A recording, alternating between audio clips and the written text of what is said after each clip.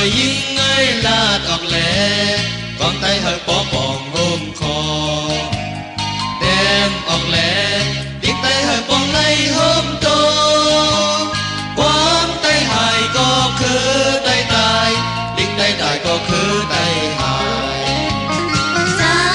trái ơi là đọt lệ con tay hơi bỏ bòn ôm kho đem ọt lệ tiếng tay hơi bòn lấy hôm tô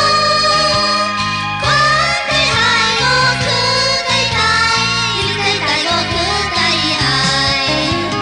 có trái lệ ăn bánh hai kho quán tay có miếng lệ ăn bánh hai nhìn lái tay